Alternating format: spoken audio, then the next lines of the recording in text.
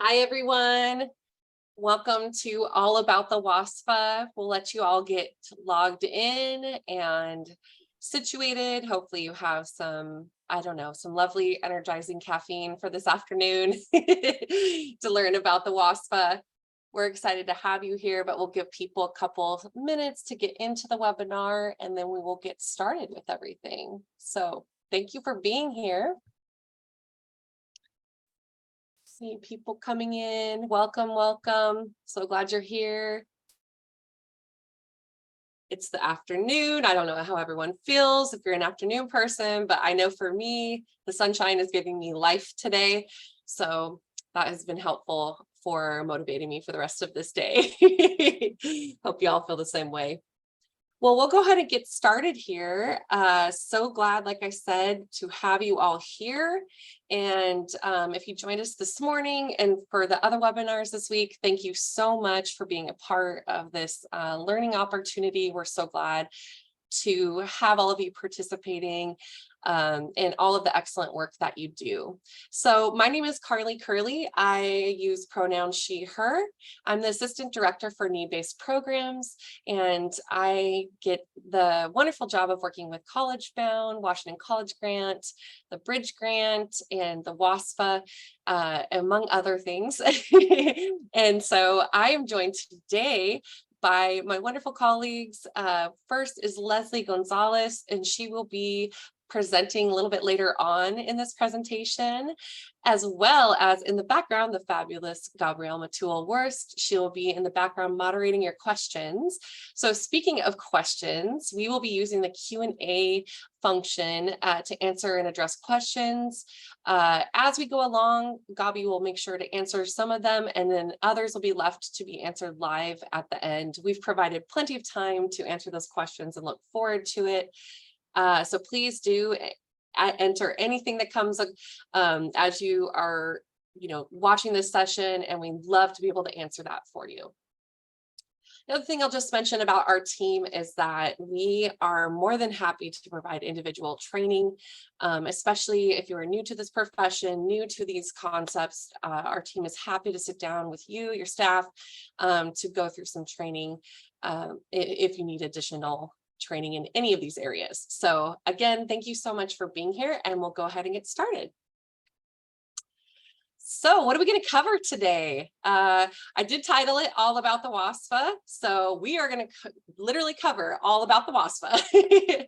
I don't know if you were like me, but I was definitely an FAA for several years. I was in the profession for 16 years and was around when the WASFA came about, and definitely still had so much to learn. So as I've been at WASAC, I've actually learned so much more, and I just look forward to kind of sharing some of the concepts that you may or may not be aware of throughout this presentation.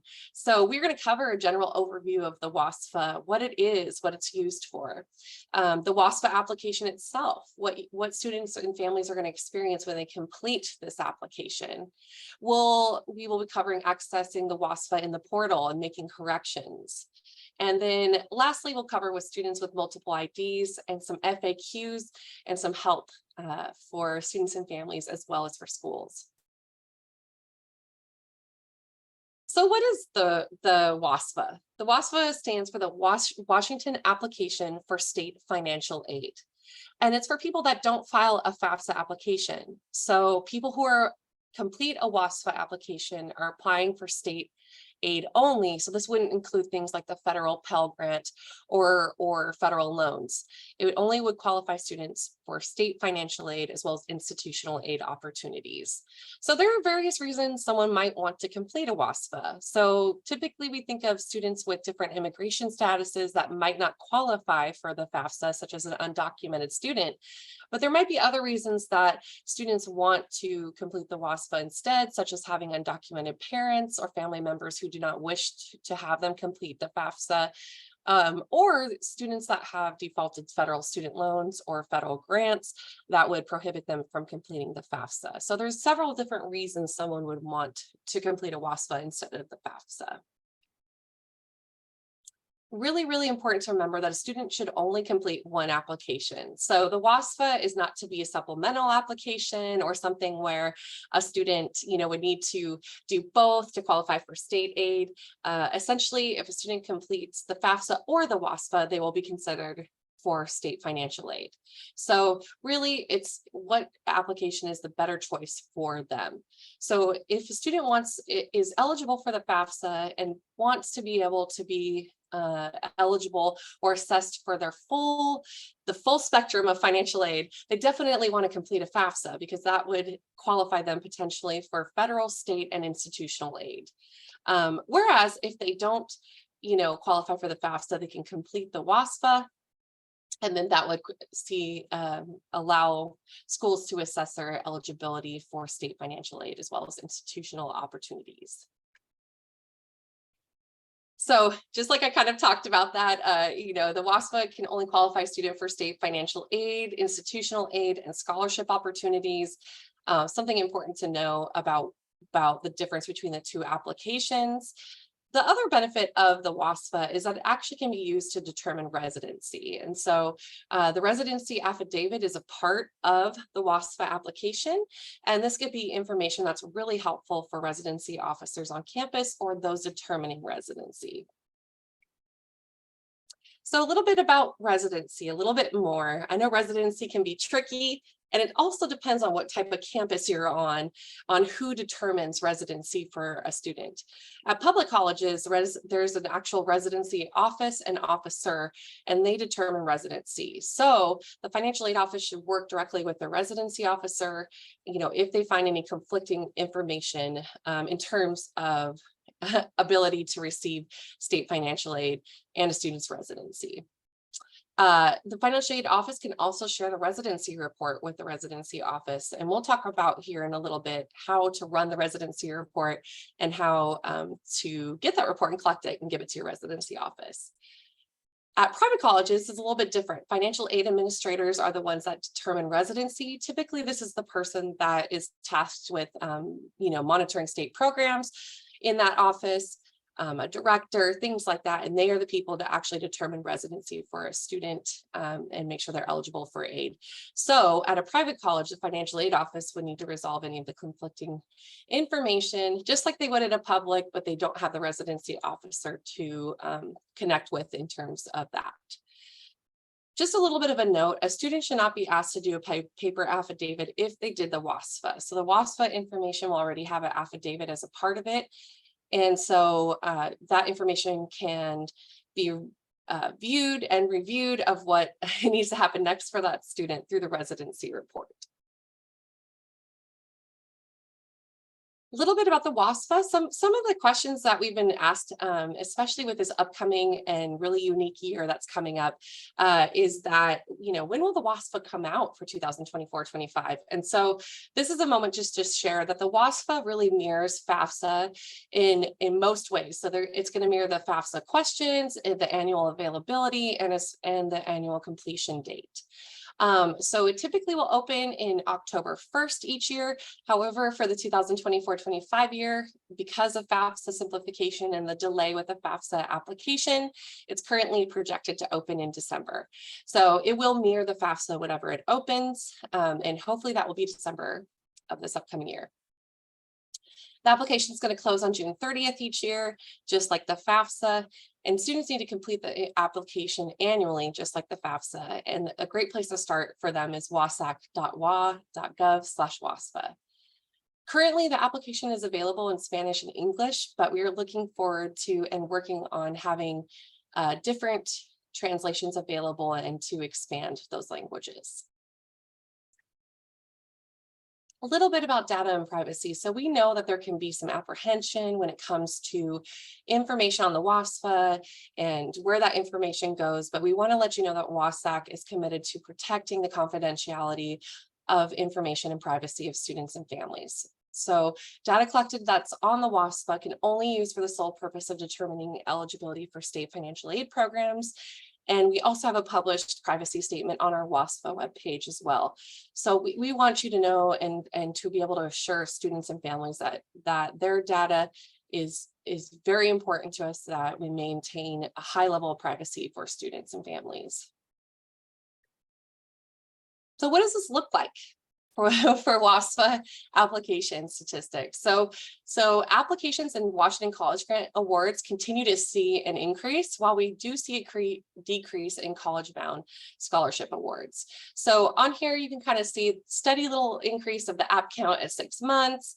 You can see the app count full cycle has increased each year. You'll see a little bit of a note for the Washington College Grant and College-bound Awards. For this academic year, you'll see the amount as of yesterday. As far as how many Washington College Grant and College Bound Scholarship Awards there's been made, and those of course could change through final interim. And then just as a note of how many people we have in the application count cycle as of today, there's 7,157 applicants for the 2022 and 23 academic year, and then 4,413 applicants for the 2023-24 year thus far.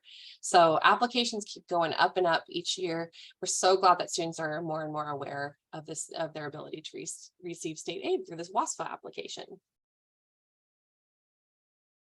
So when a student goes to wasac.wa.gov/WASFA, they'll see a couple different options. One will say new user, one will say,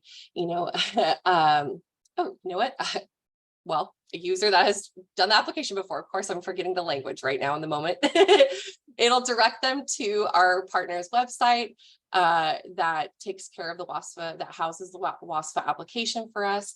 And so what a student will want to do is to begin, they will log in with their login information, or they can create an account. So this is a moment to say students should not be creating multiple accounts, because what happens is that creates multiple IDs for students. And then sometimes that can be something that we'll need to clean up in the portal so that the student isn't awarded under multiple IDs. So if you are working with a student, just say, please do log in with your information. If you need additional assistance, you can select forget your password, or you can connect with WASAC to get some help with your login information. They would email wasfa@wasac.wa.gov to begin that process to receive help. So in creating an account, a student is going to need to provide some information. So they'll need to have an email address, create a password, have their name, date of birth. If they have an SSN, DACA, or ITIN number, they will put that there. And then if they did complete a WASFA several years ago and before 2015, they would need to put their WASFA ID in so we can connect them. The first question a student's going to be asked when they complete a WASFA is, are they eligible for a FAFSA? So this is kind of what we were talking about earlier, where students should only complete one or other of the applications. And so if a student says yes, that they completed the free application, it would basically, tell them, hey, since you've completed a FAFSA, you won't be able to complete a WASFA. And this is just to not have confusion with multiple aid applications. If they say no, then they are shown more information and can create a WASFA account. Once they've created their account and their login, this is kind of the home page for the WASFA application. And so you'll see there's a key for the different icons that a student might see. You'll also see that there's multiple academic years listed here. So you'll see that, if we're in the middle of a year, there'll be 2 different applications that they could potentially complete. Under the status, it'll show where they're at a given time. So if they've completed it, it'll say completed. If they need a parent signature, it will indicate that. And to begin the application, they'll click under the actions section to start an application for a given year. Unlike the FAFSA, the parent will receive an invitation to their email to sign the application. So in order to avoid confusion on the separate WASFA accounts that a parent and a student would have, we have created a different color for those accounts when they log in. So when a student logs into their WASFA account, it's green. When a parent logs into their WASFA account, it's red. And so this could be an easy way to troubleshoot if a student's like, I can't seem to access my information, it's not working. You could say, what color do you see when you're logged into the application? And if they say red, you could tell them, I think you're in a parent's account. You need to log in with your student ID. So that's just a little bit of a help if you are working with these students. So once they select an application year to complete, they will be guided through a 7-step application. This is going to look very similar to the FAFSA, but a little bit of a twist since there's going to be some residency pieces along with this application. The menu on the right-hand side will show you the different pieces that a student's going to have to answer as they go about. They can save and exit at any time, and it will also show in a given section how many pages they have to complete in that section. So here we see the student demographics, and we see that there's going to be 4 different pages for the student to complete to get that portion done. This is a lot of information, and honestly, this is here if you need to refer back to the presentation and you want to make sure that you have the residency information. But this is just to share that once the student goes to the Washington State information section on their WASFA, they are going to answer residency questions, including the residency affidavit. So they're going to have to answer yes, that they've earned a high school diploma, etc., that they've made a primary residence in Washington for at least 12 months prior to starting at the college determining residency, and also did not take credits elsewhere that are above 6 credits. You all know the new residency terminology. If not, I encourage you to go visit our residency webpage. There's some really good help in terms of what students need to have. And then the last piece is just certifying that they will become a U.S. citizen or permanent resident as soon as possible, as soon as they are able to. So if a student answers the question that they're not going to meet the requirements of the affidavit, they will be shown another question. And this is asking them if they have a current or expired DACA status, current work authorization card, or TPS status or U visa. So the reason for this is that they may, based on these qualifying immigration statuses, they may qualify for in-state tuition and state financial aid. So this is another way in terms of the residency piece to qualify for state programs. So if the student answers no, they're not going to meet either one of these. They are shown this information. So just give them a heads up. Hey, based on what you've said, we don't know that you'll qualify for state financial aid. You need to work with your financial aid office to see what options are available to you. And, just encouraging them to complete an application at, a profile on our scholarship website, which is the washboard.org.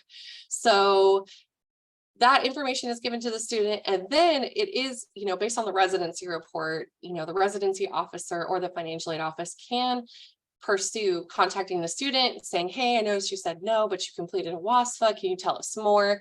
If you wanted to see more into that situation, or you could use the no's to say, hey, the student's not eligible. But that residency report is going to be a really helpful tool in terms of serving students. So just an important note here.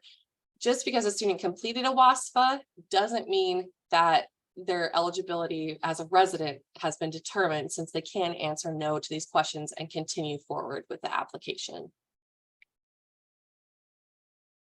Okay, another special thing about the WASFA application. So during the dependency determination portion, a student can say that they cannot provide parent information.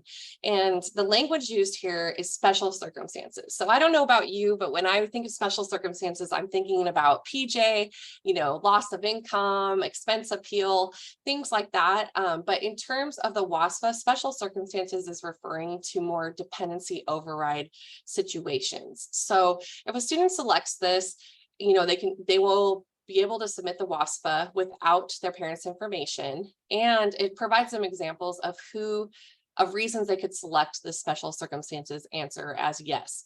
So, things like parents are incarcerated, abusive and neglect, family situation, things that we're kind of familiar with in terms of dependency override. And so what would happen with this is that the school needs to be able to work with the student after they see the student has answered yes to this question and determine if a dependency override is something that they need to pursue. And if the student does, if this is an error, or, they actually don't qualify for a dependency override, the student would need to add their parents' information later on so that they can have a valid WASFA for awarding purposes. So once the student completes their application, agrees to the disclosure, reviews the application, they can consent to sign it electronically. And so just an important note is that it is very important to sign electronically. There isn't another way for a student to sign. So sometimes we get a question regarding that, but the student does need to sign electronically. Dependent students do have to invite their parent to sign for their application to go all the way through. And so you can see here, in this case, where the application's been done, but the parent hasn't signed, the status will be incomplete, parent signature pending.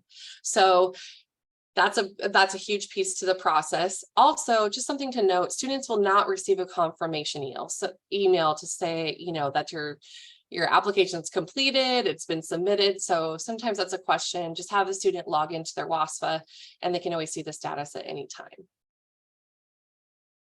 All right, we made it thus far through the application. Proud of you all. So the next thing we're going to talk about is more about portal functionality and tools available to you in terms of what you can use to determine residency for students, as well as working on the WASFA.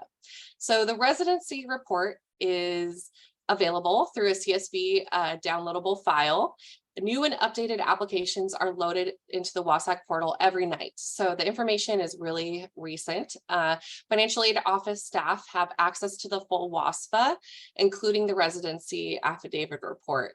And different functionality in the portal is typically determined by your administrator. So if you don't have access to the WASFA and you need it, please talk to typically your director or whoever is a system administrator for the portal.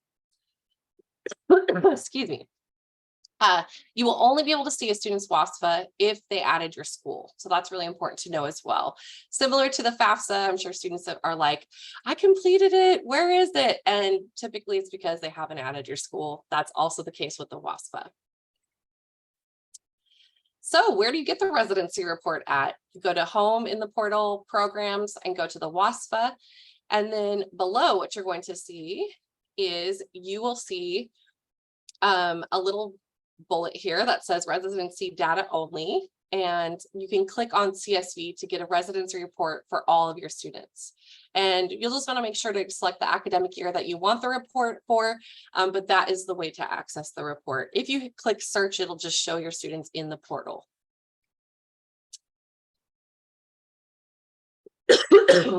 So if you want to access, so in terms of residency report, that's how you access the residency report, but also on the same screen, same place, you can access all of your students' WASFA information by individual student, for a whole list of students, whatever the need is, we have that available in the portal. So to view all students for a given academic year, just click on the search and that will show you all of your students in the actual portal. Likewise, just like the residency report, you will click CSV if you want a CSV file format, or ISER if you want the ISER file format. So those are the options available to you in terms of getting that information. But if you want to look up a student, you can look up them individually as well. So you can search by name, email, the SSN number, date of birth, applicant ID, and you will click search as far as to find an individual student too. So corrections. If you're looking for a student and you want to make a correction on their application, you will click on the student's name once you've done a search. And then on the latest transaction, so sometimes students will have multiple transactions, you will have the option to edit a student's WASFA. So you click on the edit button. Here's just a couple of reasons that you might need to make a correction on a WASFA. So it might be, you confirm that the student has an SSN and they didn't have one before and you want to add that. Correcting incorrect demographic information, dependency override determination after a student answered yes to special circumstances question, or maybe you want to do some professional judgment corrections to income. These are all things you can do by editing the WASFA. So after clicking the edit button, you're going to be directed to the editing screen. And this is kind of a little view of what that looks like. You can see the different types, sections, residency, education, dependency, all of those that they have on their application. And you have the ability to edit any of those. To submit those corrections, you want to click on the review and submit corrections button. So before submission, this is wonderful. You'll be shown the changes made to double check. So it's going to show the original value and the new value that you have. So really important, also like a quick moment to just double check that's exactly what you wanted to change. Once you know for sure that you wanted to change this, you click submit corrections. And typically corrections are submitted nightly, so you will see the new transaction within 1 to 2 business days. Right now, we do know that we are experiencing an issue with income corrections. And so we are working with our partner Regent to get that fixed. Workaround right now is to have the students submit those income corrections themselves until we can find that workaround, but we will let you know when that is fixed, and apologize for any of the delay that you're experiencing there. It's important to note that additional changes cannot be made if there are pending changes. So once you click that submit corrections, you're going to see it as pending changes until they've fully been submitted. So you'll have to wait until those changes clear before attempting to update information again. Did you know you can do professional judgment on the WASFA? So professional judgment can be done by editing the WASFA, similar to how professional judgment is processed with the FAFSA.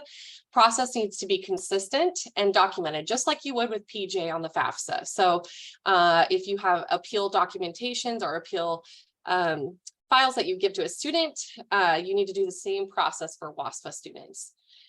There's nothing to indicate that PJ has been done. So unlike the FAFSA, where you indicate that there's a professional judgment that has occurred, you don't have to do that, and / you can't do that on the WASFA application. So the main thing is that you are documenting and everything is in the student's file. So if there are any questions, that you have all of that documentation, just like you would for a FAFSA filer. For dependency overrides specifically, you will want to update the special circumstances approved question from no to yes, and that will allow the WASFA to come through and the student to be able to be awarded based on their information solely as an independent student. If not approved, the student needs to log back into their WASFA and add their parent information, kind of like I mentioned a little bit earlier. So we do run into multiple IDs, and that's kind of what I was talking about when a student is creating a new account. When they have an existing account, it'll create a new WASFA ID for them. And so that can be a little bit tricky in terms of awarding within your system and also within our system. So if you find that this has happened, you find multiple IDs for the student, we'll walk you through some steps of what to do next. So if the student has multiple SSN ITIN numbers, confirm what number is correct. So that's the very first step. Check with the student, which one is your SSN if they have one, which one is an ITIN, or what is this number? Kind of confirming what these numbers are is going to be really important, because we kind of have a step-by-step process of what number the student should be awarded under based on what information they have. So if the student has a confirmed SSN, they should be awarded on their SSN. If they do not have an SSN, but they have an ITIN, they should be awarded on that number. And lastly, if the student doesn't have either, they need to be awarded on their WASFA ID. And so just a heads up, WASFA IDs start with the 980. So you'll know that's a WASFA ID if you see that. Once the correct ID has been determined, you're like, okay, got this. Send a secure message to the Washington College Grant inbox via the portal and include the following: the student name and the ID that they should be awarded on.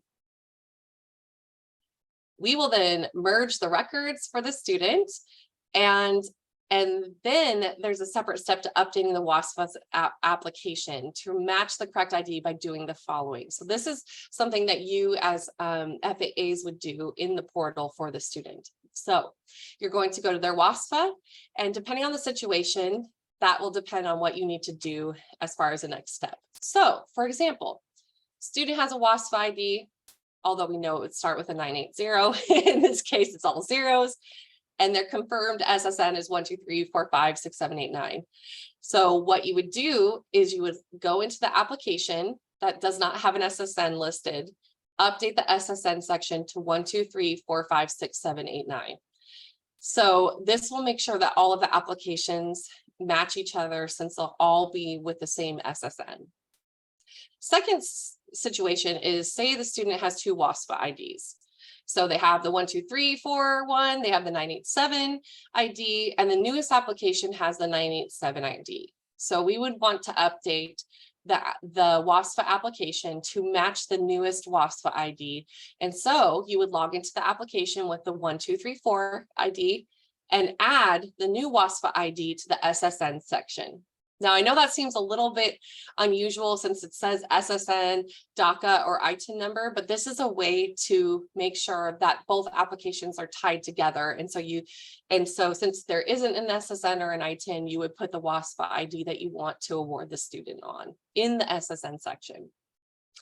That was a pretty complicated example, so feel free to let us know if you have other questions about this. And certainly, if you're coming up with multiple IDs, I will be working with you and helping you through that process so we can make sure that everything's tied together. Once we are able to merge the two IDs together, it's important to know that before that, the student might not show the correct estimated quarters remaining, or QERs, quarters estimated remaining, because they have two separate profiles if they're awarded on both. However, once we do the merge, they will show the correct number of QERs for the student. So that's why it's really important to make sure that we do this merge for students with multiple IDs. All right, I'm going to invite my wonderful colleague, Leslie, to come up. She's going to talk about some FAQs and some help for students and families. Thank you, Leslie. Hello, so I will just be going over a few frequently asked questions that we receive from students about the WASFA. Number one being whether or not a student can update their email that's currently linked to their WASFA account. That's not something students can do on their end, but if they reach out to us, that's definitely something we can help them with. The process does take about 2 to 4 days to complete, but we will work with the student directly and keep them updated on the status of that, and it's something they can do. And then question number 2 is what happens when a student gets locked out of their account, if they made too many failed attempts to log into their account. Unfortunately, there's not a way for us to manually unlock accounts once they are locked. The process can take up to 30 minutes for the account to become unlocked. So the students will want to, wait the 30 minutes and then retry logging into their account. But if they forgot their password or security question answer, that's definitely something we can help them with. We'll just want to have them contact us directly and we can work with them on that.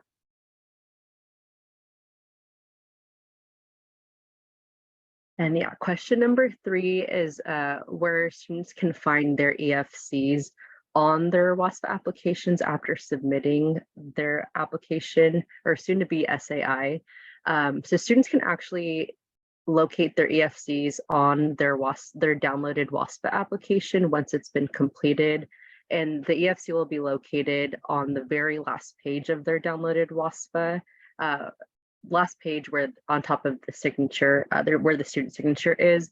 But if a student is needing any further assistance locating that, we can definitely help them and provide them with screenshots and step-by-step on how they can locate that on their end.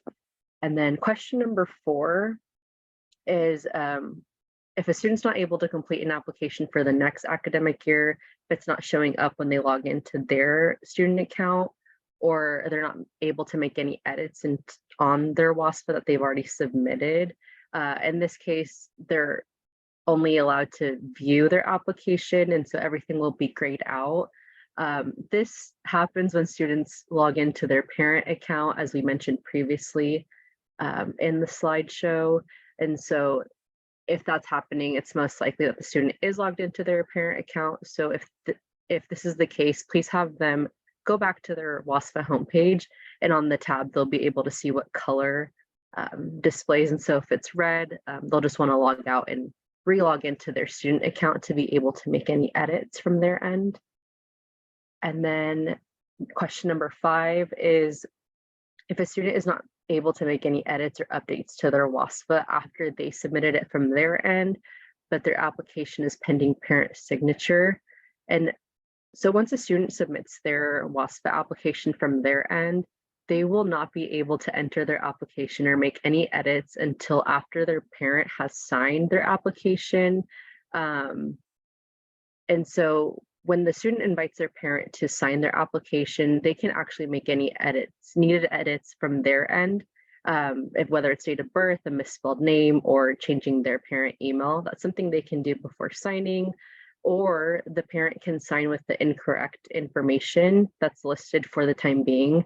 And then once they have signed, the student will then be able to access and make any edits from their end. But once both the parent and student have signed their application, if the student does go back and makes any edits to the parent information section, the parent will need to re-sign and resubmit the application as well for any of those edits to be saved.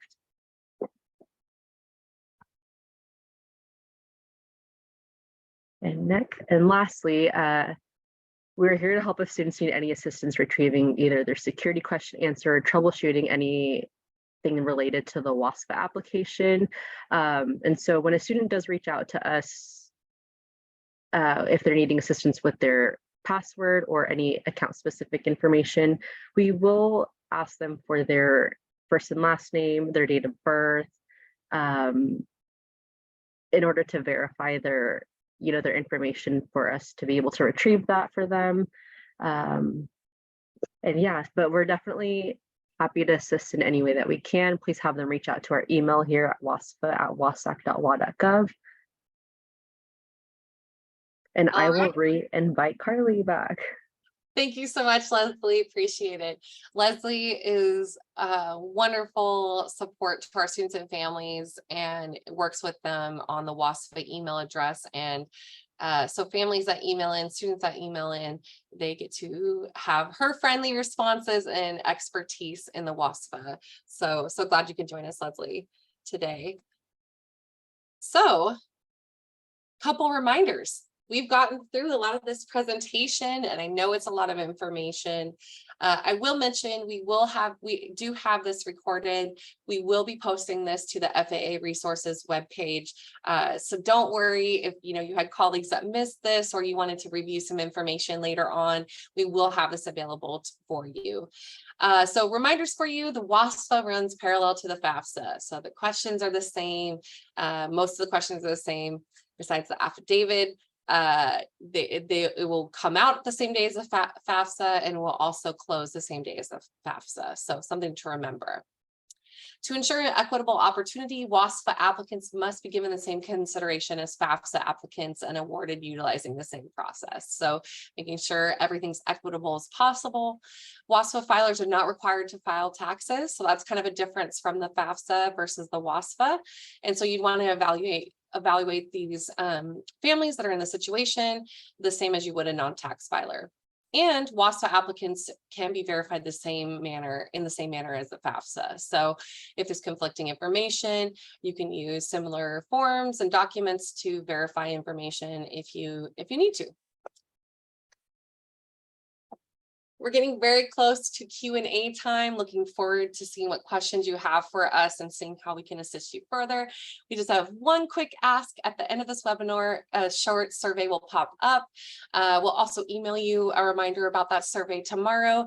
If you could please just take a couple minutes to complete the survey, we would greatly appreciate it. Your feedback is very important to WASAC. We want to make sure that we continue to provide relevant and important trainings for you to make sure that you're able to do your job in the best way possible. We know that our partnership we depend on each other, so we need to make sure that we are providing the content that you need. So thank you ahead of time so much for completing that survey.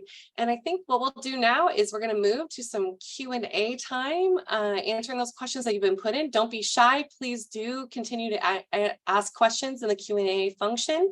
And I believe Gabi will be letting me know what kind of questions you had. Before that, too, just want to thank you. Sorry, Gabi, just wanted to thank you all for joining us so much, for spending your time this afternoon, and for all of the trainings that you've attended. Thank you, thank you, thank you. So we'll go into Q&A. Yes. So first of all, I want to apologize to the people who submitted questions, and I pushed the wrong button and it wouldn't allow me to type in a response. So that's why some of yours was responded to in writing and some are not. That was human error. I apologize. So Louise had asked, The residency status is determined by admissions office at Wenatchee Valley College. Hmm. If the student receives the Washington residency status by the college, can we update the information and override it in the CTC link, WVC eligible and archive data?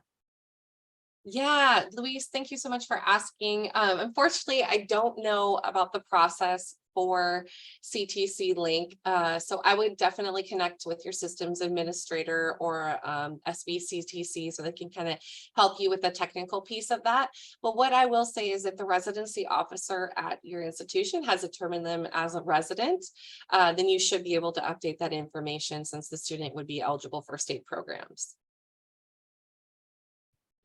Okay, and then Maria is asking, is there an age restriction for applicants to be defined as a student? Or can a person of any age apply? Anybody can apply for the WASFA.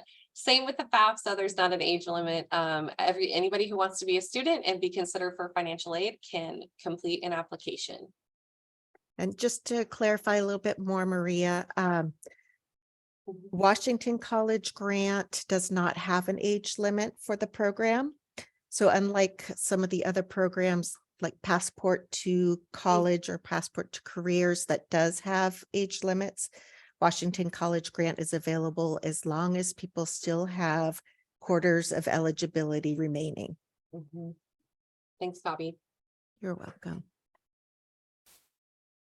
Okay, Cindy, based on affidavit for citizenship, are students given resources for citizenship? That is an excellent suggestion. Currently, I think what is happening, so depending on how the student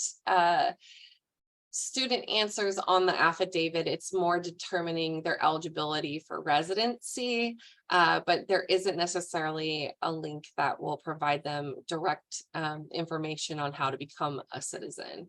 Gabi, do we have anything else on our website in terms of that with our residency piece? I don't believe so, but I'm not real familiar with all of the residency parts. Yes. So it would be something for us that we'd need to go look. Yeah. Okay, thank you. Mm-hmm. Okay, the next one will be Caroline. What was step 3 on resolving multiple IDs? I missed the slide while taking notes. Sorry. You know, Caroline, I don't know if you missed the note because as I was going through it, I think I just skipped number 3. So let's see here. We'll go back. Yeah, I think I just made the next one 4 instead of 3. So you didn't miss anything actually, just misnumbered the actual steps. So there's only 4 steps. But here, the first 2 were right here. And then the last 2 are, we'll merge the records and then updating the WASFA application itself. So sorry for the confusion and thank you for asking. Okay, an anonymous attendee asked if the SSN differs in one school year, example number on the 23-24 differs from the 22-23 SSN, for example. Do we update the 23 or 22-23 number? So That's going to the back, going back. Yeah, backwards. Yeah, so I think the first part of that question is determining, if they put 2 SSNs in or ITINs, it's really getting to the heart of what that number is. So, connecting with the student and saying, hey, I noticed you put this number, this academic year, and you put this other number for the next academic year. Can you confirm what that number is? And if it is your SSN, can you confirm that number for us? So once you know what the actual number is on those 2 separate applications, that kind of informs the next steps of what you want to do. So if say the 2022-23 number was actually their I-10, but they have since gotten a social security number and put that on the 23-24 application, then you would want to update the SSN on the 22-23 WASFA to match, since that is the confirmed SSN. So it's kind of one of those things, it depends what the actual number is. And so it'll take a little bit of digging with the student to kind of confirm what is the number. And then based on that, know that SSN is first, I-10 next is preferred. And then after that, WASFA is the last ID number that would be preferred for the student to be awarded on. I hope that was kind of clear as far as like what to do in next steps. Thank you. Joy is asking, within the 24-25 FAFSA changes coming, with the 24-25 FAFSA changes coming, are you able to tell us if the WASFA is moving toward the SAI as well? Yeah, I think we're still working on the details of what the WASFA, updating the WASFA and providing more information in terms of that. But as far as I understand, since it will mirror the FAFSA, we will use that language as well, SAI. Gabi, you can correct me if that's not a right understanding, but more to come mostly on these upcoming changes. Yes, so Carly is correct. We are trying to mirror the FAFSA. So that will be one of the things that we'll be updating as well.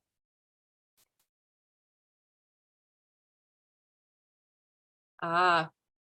Oh, sorry. I was mute.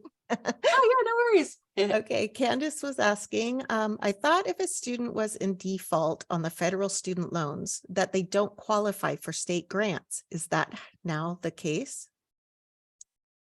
Okay, so Gabi, I might need your assistance with this one. Sure. I would say, so if they're default on their federal student loans, they can still complete the WASFA application. But I'm not positive in terms of state grant eligibility. Sure, I'll go ahead and answer this. Thank you. So we don't want to encourage people to use the WASFA to get around, owing the feds money. However, if a student completes the WASFA, we are looking to see if they owe back any state aid. We do not verify if they have any federal student aid repayments out there. Okay. So for state aid, we're only looking for state repayments due. Okay.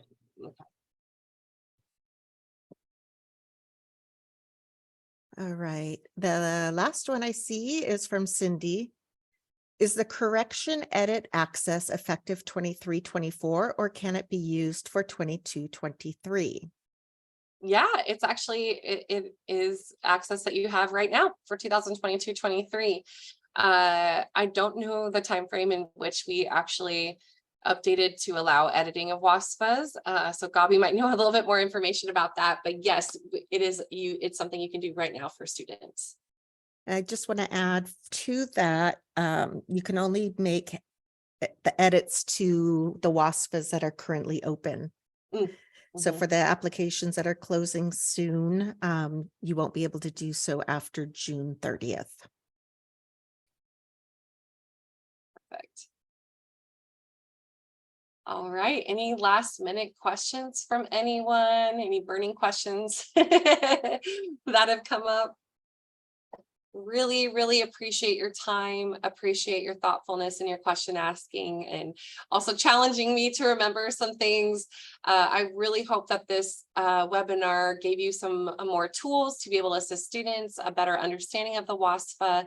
And again, we look forward to hearing your feedback in terms of the survey. Was there another question that popped up, Gabi? A new one came up from Luis. If the student came to USA because the parents have a working visa, can these students apply for WASFA even though they have a visa, taking in consideration they have lived in Washington State for at least a year? I want to clarify that in this example, the student does not have student visa, since the whole family received a visa due to the parents are working in the States.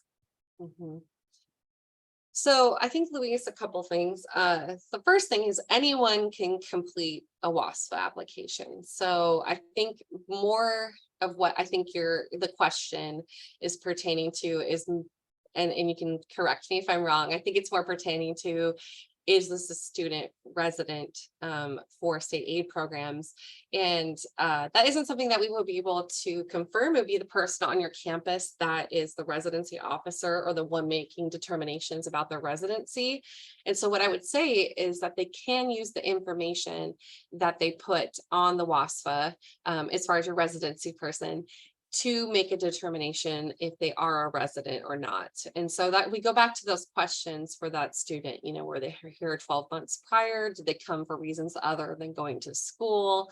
Will they become a citizen, you know, as soon as they are able to? So those typical residency questions are things that they'll have to address in the WASFA, and then your residency person can make a determination based off of their answers to those questions.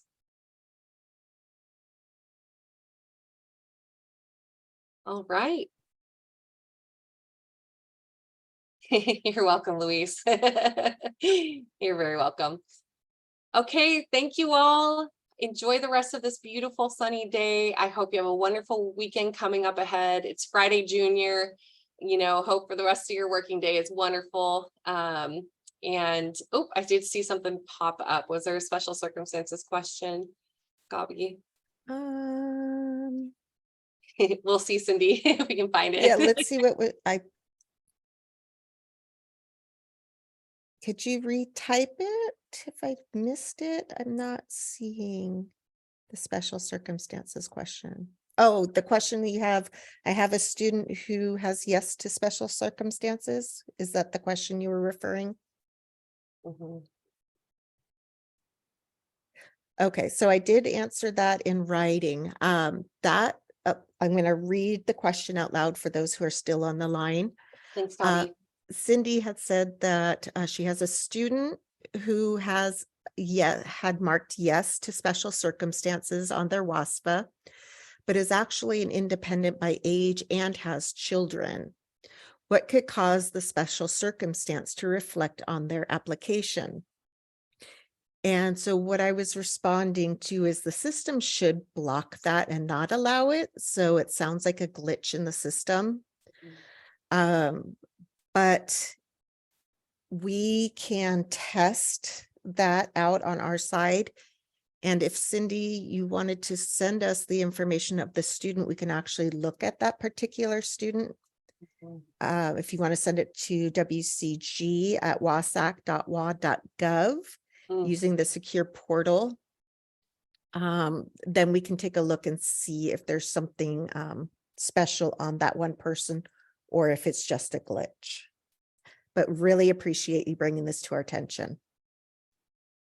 I thought that sounded familiar, Cindy. I see that you said you recently sent an email. Yes, we had to look into this to see why, and I believe Victor was looking into this, and we were talking with our IT people about why this might have happened, and I think we're still working on that. So definitely we'll get back to you in terms of what we find out about this student. You're welcome. All right, anyone else? Thank you for those that have stayed on. And again, wishing you a wonderful day. Thank you from all of us at WASAC for everything you do. We appreciate you. And enjoy the rest of your day.